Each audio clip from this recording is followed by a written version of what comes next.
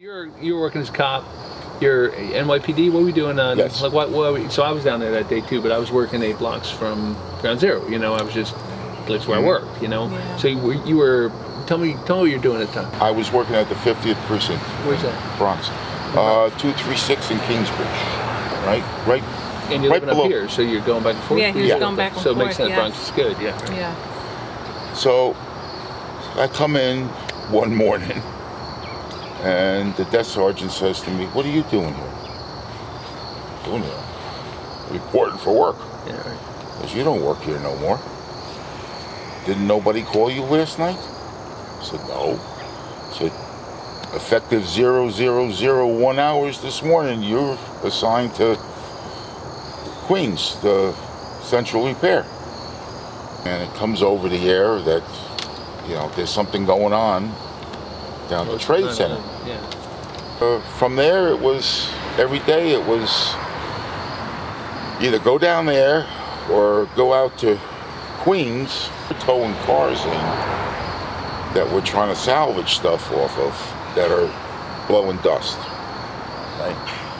Because when I went to Mount Sinai and they were interviewing me, the one nurse goes, "Wait a minute, you were what?"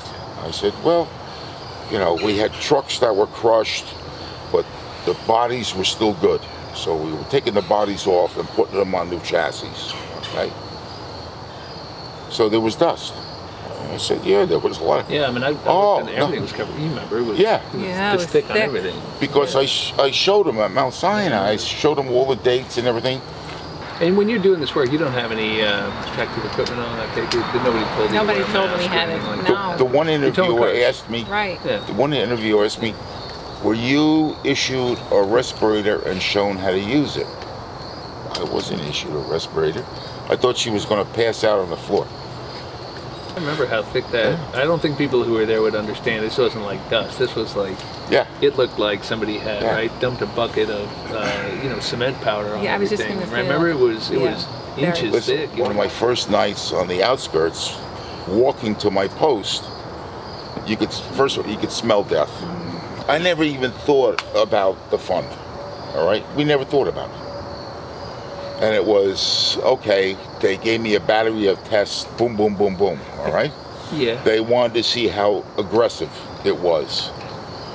So when I went to see my oncologist over here at Claremont, who's affiliated with Mount Sinai, and he told me, yes, you have this and you have this, okay?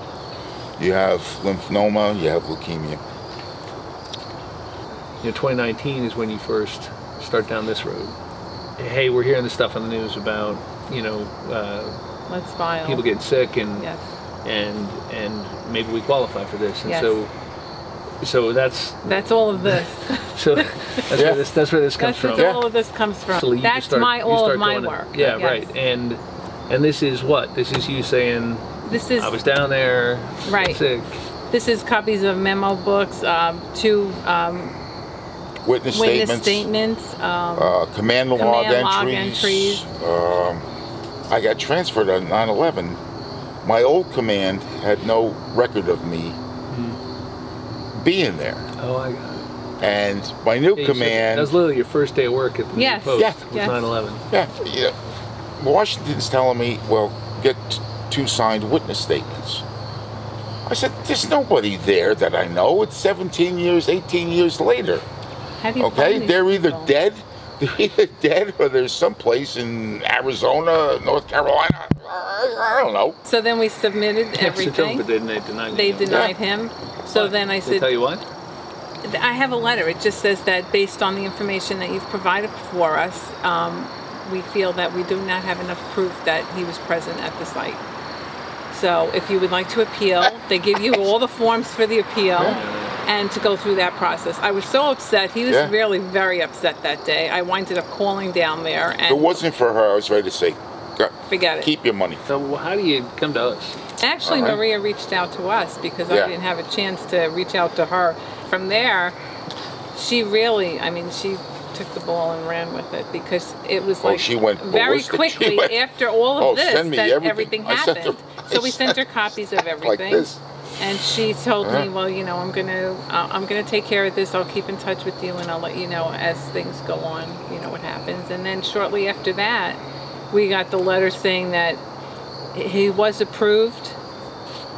That he would be going into in a process where they determine, you know, how much your settlement's going to be, and they'll let you know. So that happened right away, and we just found out in September that he was approved and how much, you know. Well, listen, that's great to hear. It part of it makes me a little upset that you have to call your congressman right to get the government to do their job. Yeah, what it should do for people like you without that kind of help. Because the truth is, there's somebody out there right now who got to know and who isn't getting this kind of help, right? And it makes you nuts. But I'm very happy that you did help us. We're very happy too. Well, we love doing this. Amazing. Thank you. I mean, amazing. You do this job and you wonder sometimes whether you're doing any good. And I think one of the reasons I want to meet you guys is because, you know, when I heard your story, I just thought, well, that's why we do this work. Yes. And it's such a dramatic turnaround from getting no help to getting the kind of help you deserve. It just makes us feel good. So, well, you did a great job. I appreciate your service. Yes. Well, I got good people who work for me. So.